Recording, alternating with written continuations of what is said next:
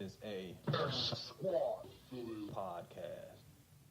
On today's show, we discuss the Carolina Panthers, preview the upcoming year for the Charlotte Hornets, talk about if Zion was in any type of trouble with the NCAA, and we bring you guys a brand new segment called Bunch of BS.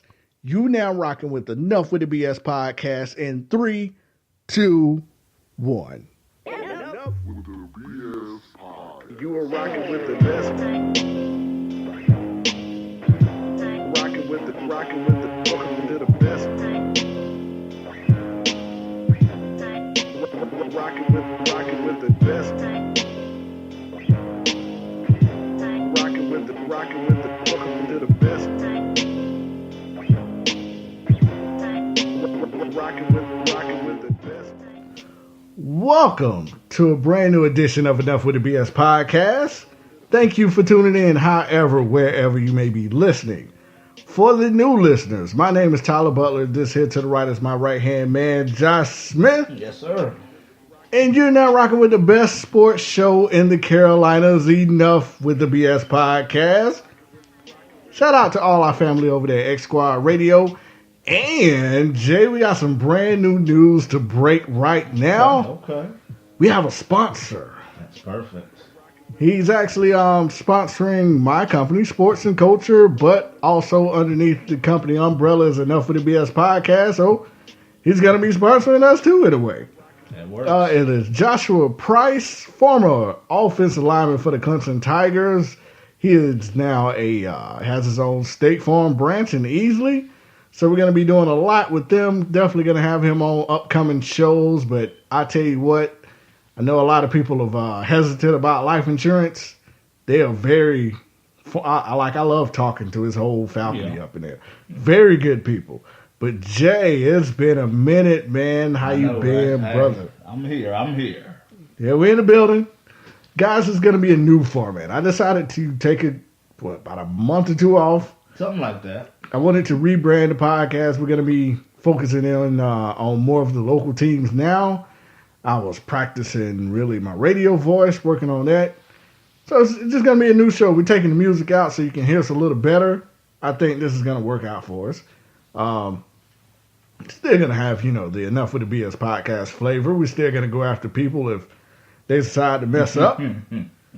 But, Jay, I honestly believe this new format is going to, you're going to enjoy it more because we get to talk about your teams, the Panthers and Duke. I'm ready. Which we will Definitely be discussing today. But, man, let's get right into it. The Carolina Panthers. Jay, I don't think we ever discussed the owner of the Carolina Panthers. Mm-hmm. We've talked about the team a lot, but never the owner. So I just wanted to give you guys a little background of what Carolina now has running the organization, and definitely wanted to get your feedback on it. But before we do, anything I'd have missed in the last month or so? Nah, ain't nothing we missed, man. We just been relaxing and chilling. We here. It's a new day, and we're gonna take the Carolinas over, dog. Yeah, man. Look, our goal is to be the best sport podcast in the Carolinas. I think we got the capabilities. Of course. I mean, we got the swag. We definitely got the info. Not going to be yelling back and forth like Stephen A. or anything of that nature. But, man, let's go ahead and get right into it. The Panthers were bought out by David Tepper, I believe. People have called him the greatest hedge fund manager of his generation. This came after owner Jerry Richardson stepped down. Should have been terminated, but that's another story for another day. Of course, Jerry Richardson was accused of harassing women in the workplace, Josh. Yeah, he definitely did that. Said he would like to follow them out to their cars, buckle them up, and while he would buckle the women, he would touch on their bosoms. Yes. I don't know why it's a little freaky for an old man. He had a little bit of a butt and foot fetish. Gene Day was very big around Carolina. Yeah. Every day is Gene Day in Carolina, I guess. So Jerry was probably like, let's disregard the jeans. Let's put on some leggings, ladies. Dress it down for all. Jeggings, as they call them. But man, what I wanted to bring to everybody's attention was about Mr. Tepper was pretty much this. He's a little different from the other owners, Jay. Okay. And this is why, and we definitely, before I dive into it, we don't do politics no more, guys. We never really did, but we're not going to get into it other than this particular time, or unless they somehow fall into a sports story and we don't have a choice but to talk about it. But he's not big of a fan of the president. Very vocal coming out, calling him the father of lies, demented, and even calling him a scumbag. Oh, wow. Now, Jay, all this sets up to what happened last week at Carolina. Carolina signed free agent safety Eric Reed, the same Eric Reed that stood alongside Colin Kaepernick, and also has the collusion lawsuit against the NFL at this time. And to my knowledge, I don't think it's been dropped. It's still going on. Yeah. But he seems to be a little bit opposite of the other owners. Just as a Panther fan, what have you got any type of feel about the owner so far? No, not at all. I mean, I've read up on him initially, but yeah, I haven't made an opinion on him. I was wondering what they were going to do with Eric Reed, but he sounds like he's all for it with Reed, so that's a... Yeah, and I wish I could find some of the tweets. I know I took a screenshot, but Eric Reed, of course, unfortunately took a knee, and he got killed on social media. I did see a lot of... As a matter of fact, I have some of these tweets. I found them. Gary Apple. Oh, yeah, we're reading the names. Yeah, we're reading names. They're bold enough to put tweets out. Might as well call them out. Gary Apple at USMCHKY said, "I am done with them this year. Send that piece of ish back to the left coast." Okay. Left coast. Right. I never heard that. A Rob Scott said, "Ed Reed is nothing but a piece of crap. Panthers management, you better get rid of the scumbag because I'm no longer watching the team. Oh, no. I've been a fan since 1995 and I am done." Oh, no. Mr. Let's see. Chloe the Bulldog. Oh, man, not the Bulldog. "I'm effing done with the Panthers. They can keep pounding sand." Hope Reed has a career-ending injury. Oh, wow. So, we all knew the kneeling thing was a little bit of a distraction. Have you seen or heard any type of negative feedback with the Panthers? It seems like it's been a complete non-issue. Yeah, I don't watch a lot of, ESPN like I used to, but I really haven't heard anything about it. Like when he first signed, I mean, I did see, some people were talking about it, but it wasn't nothing where I think it's going to be a distraction to the locker room. No. Yeah, because, honestly, Carolina Panther fans, Cam Newton is all you need for a distraction. Exactly. Mr. Fashion Nova himself. I wish I knew the website. Is it FashionNova.com? Yeah, I think, Mr. FashionNova.com himself. That's him. One of the key storylines for the Panthers was like the addition of Norv Turner, brand new offensive coordinator. I think the coordinator for the Carolina Panthers is now the head coach of the Buffalo Bills. And Nah, he was defense. Defensive coordinator. Okay, excuse me. I don't know what the Offensive coordinator probably got terminated. Yeah. But so Norv Turner is known for having pocket passers. Cam is not really a pocket passer.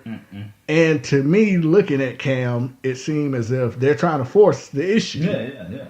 And he's not really looking like Cam of the old. What have you seen so far? They don't have a number one receiver. I mean, I like Funches and all, but... Pause. Yeah. Receiver, you say.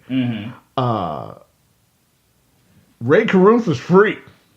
So? He's getting out Monday. If you guys need a receiver. That's fine. Good on him. Who? He's been let go somehow. I don't know who that is. We also need Dez Bryant is sitting out there. Do you think Dez wouldn't fit in with Carolina? Not this late in the season. Like, you can't... Like, Dez can go to, New Orleans or the Patriots. Someone with an established quarterback that don't need a lot of reps. Cam, you got to build some type of rapport with Cam. Yeah, And, I agree. You know, Greg Olson's been out. I guess he's the number one. He is the number one. He's been out a couple weeks. I think he just came back last week. But yeah, he's like, I think the highest Cam threw for like 190 yards. Like, what's going on here? Let's talk about that, because I looked at a stat which I thought was staggering. Cam is currently 25th in passing. Sounds about right. 1,158 yards, which is, peep this, 14 more yards than Dakota Prescott of the Dallas Cowboys. And we all know how horrendous that offense is until last week. Until last week. Other than that, it's you know how I feel about Dakota. I feel you. But man, 14 more yards than Dak Prescott, Cam Newton? Sounds about right to me. Is it the system or is it A Cam? little bit of both. Like, he's just not comfortable in that system. And I really think that year they went to the Super Bowl, and to be honest, that was just like just a fluke. Yeah, he won MVP. Cam, he looked extremely well. It was just Ted Ginn Jr. That was the key. Is that what missing? Because you guys drafted DJ Moore out of Maryland to be bumbling out there. And you seem to be running the ball a little bit more in Carolina. Christian McCaffrey is 12th in the NFL in rushing right now. Mm-hmm. Yeah, but I don't know. Like, I'm not saying, like, people, I guess when people say he can't run between the tackles, he can run between the tackles. It's just, I don't know if he's built to, like, keep that up. He's like 5'10", 190. I mean, he can do it, but, like, can you do it for 16 games? Like, you know, like Reggie Bush, he was just incapable of running between the tackles. Like, Christian can do it. It's just, can he keep it up is the question, I think. Reggie Bush was allergic. Yeah, Christian's not allergic to running between the tackles. He can do it, but it's just, I don't know, he's going to get hurt eventually, and he's going to wear down. He's too little. Man, that's the scary part with the little guys, man. Yeah. Are they going to hold up? That's the thing, yeah. How do you get DJ involved more, man? Because he was a first-round pick. Ted Ginn Jr. plays. Yeah, just have him take off. Yeah. And let Cam throw it. But that's not really the Noah Turner offense, though. It's clearly not. Yeah, he's a dink and dunk West Coast passer thing. And yeah, this is not looking good. Who we got? Philly? That's going to be good. I need you guys to win that. I do too.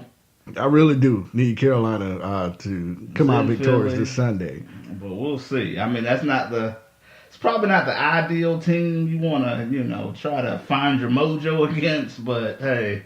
Philly, I tell you what, though. If you're going to beat Philly, right now is the time to beat them. Wentz is still trying to work himself back. 13, 14. They don't have a running back right now. Yeah. Jedi is out for the year.